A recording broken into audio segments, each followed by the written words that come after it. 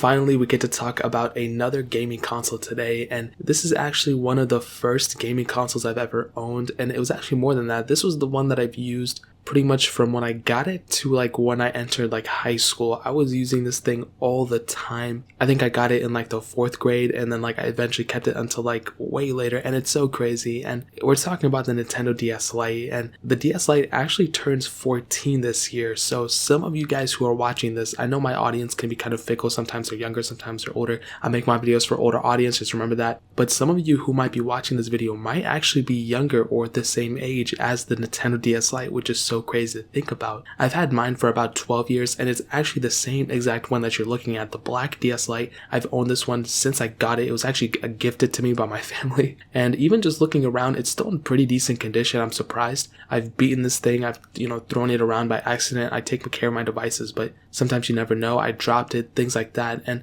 honestly, it's held up very, very well, and I'm actually super surprised about that. And I think that's one of the best things that DS or Nintendo even got right. If you looked at the original Nintendo DS, and I've already done a video of that one early, just like last week, you would see that they took a huge initiative at shrinking down the size and making it look very, very good, okay? Compared to what we had in the market, even phones at the time, they didn't even look as good as the DS Lite. They really knocked it out of the park, and I'm actually really, really happy that Nintendo was able to do that. They really, really did a great job at it. Now, if you open it up, you can see that we do have that dual screen technology. This is what Nintendo DS, the dual screen counterpart, came into, and you have the screen up the top and the bottom. They're both the same size. I do know that with the DS, the 3DS, they eventually changed the screen sizes, but with this one, they're exactly the same. And looking at them now, I mean, yes, they're extremely small. Like, there's really no other way to go about it. They seemed so big at the time, maybe because I was a smaller version of myself at that time, but when I was using it, I wasn't really complaining about the screen sizes.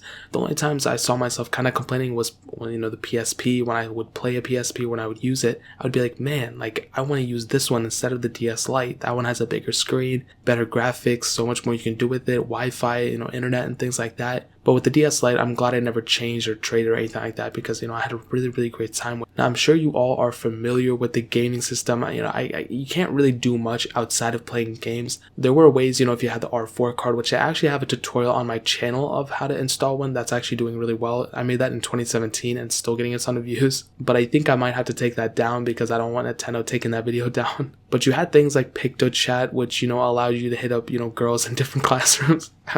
I've been using that joke for so many years now, and you can talk to them back in the day. But really, other than the settings page, there really wasn't much going on it in terms of just using it as anything other than a gaming console. And of course, with the DSi and DSi XL, Nintendo really switched that up. They allowed you to have like that dedicated app store, Nintendo eShop, whatever they called it, as well as having like that internet browser and having the cameras. It really allowed it to be more than just a physical gaming console or a portable gaming console. It allowed it to be like a media device. And with that Nintendo DSi, you were able to put in an SD card, and they really did. The DSi was one of the biggest jumps, I think, from one gaming console to another. I wish they just changed up the design a little bit, or actually they didn't change out the outside. The DS Lite looked much better than the DSi, and it was like on par with the 3DS and things, but the DS Lite really looked so good on the outside. Now, one of the dopest things about the DS Lite, especially in 2020 and going forward, would definitely be the game selection. There's just literally so many games out there for this thing, and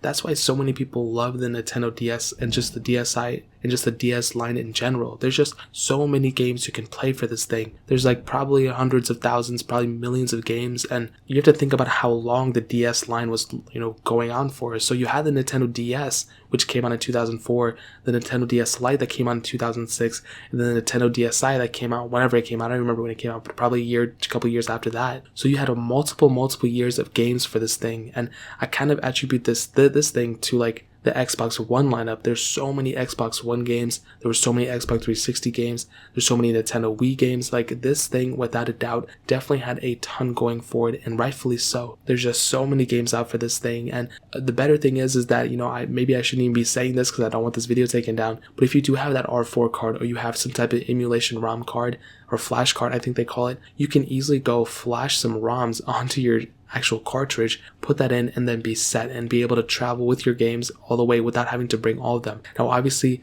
you should only be downloading games that you legally own. I've done that. I only do it because it's more portable. I don't have to bring 50 games with me if I want to go. But you have that capability with this device, which is literally amazing. You know, PSPs had it too, and the PS Vitas and 3DSs, they all have these things too. But with the DS Lite, just playing those games is so cool. And that's why it's so awesome when you have like a DS emulator on your iPhone or Android, you're just able to play those things, and it's just so cool. The games are just one of the best gaming selections out there. They weren't graphically intensive, they weren't too crazy, but they did have awesome story modes, and I definitely am a person who definitely likes the story mode aspects more than just like graphics. You know, I think graphics are cool and everything, but having that build up to the storyline and everything are really cool, and I've always found Nintendo games do a much better job of that than some Sony games here and there. So now, kind of moving on from that, I think the best thing about the DS Lite is that they're super cheap.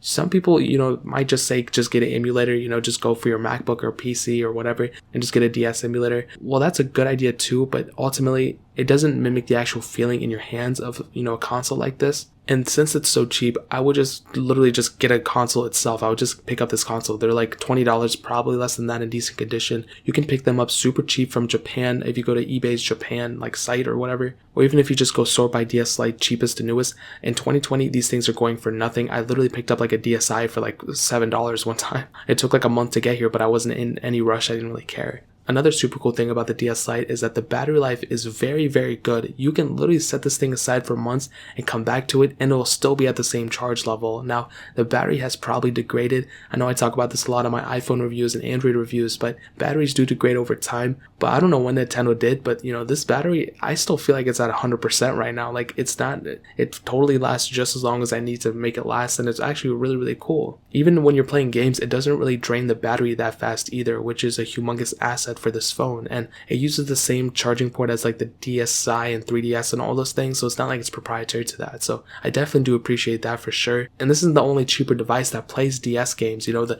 DSi, the DSi XL, those consoles are pretty cheap. You can even pick up a 3DS for pretty cheap nowadays too, you know, and all those games play DS games, and that's super cheap, and that actually has much bigger screens. And that also has great battery life as well. I would probably recommend you to pick up a DSi XL over DS Lite. But to kind of sum up the whole entire video, man, I will say, like I've said before, I'm in the same boat as last year. If you have it now, I wouldn't sell it.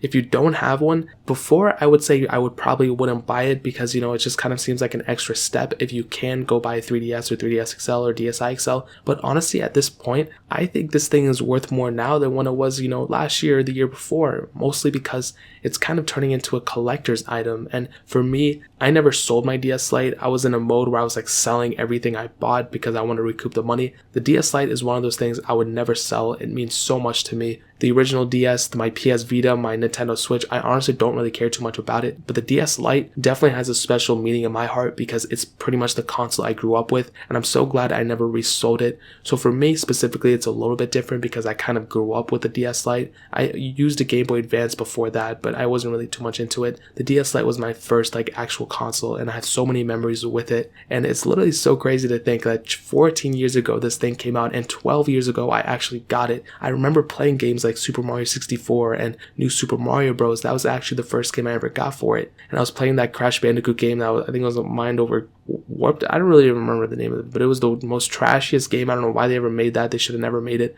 The PSP version of that game was like way better. I don't know why they, whatever. But if you're trying to find a console that will last you forever and everything, obviously don't get a DS Lite. If you can get one though, I would 100% recommend you getting it. You know, if you can pick one up for less than like $15, then 100% go for it. You can probably even get a R4 card or like whatever those other ones are with it for super cheap. But if you can, just get a DSi XL. Those are also much cheaper. Or you can even get a 2DS or 2DS XL if you want to. I've literally reviewed all of these consoles that I'm talking about. So if you want another in-depth review, just like how I did for this one, you can go just type in simple Alpaca Nintendo 2DS XL review or whatever, and my video will come up. So that really pretty much covers it. If you guys have any questions or if you used the Nintendo DS Lite before, let me know in the comment section below. I would love to hear your opinion or just your use case with it, how you used it, all those things. Or even let me know your favorite games down in the comment section below. I'm always trying to, expand my gaming library. If you enjoyed the video, hit that like button. That would mean so much. But definitely hit that subscribe button. Every single subscriber that we get really does count. So it means so much if you guys could hit that. Also, check out the other links down in the description as well. My Twitter, my Instagram, my second channel. All those links are linked down below. I'd really appreciate it if you guys could check it out.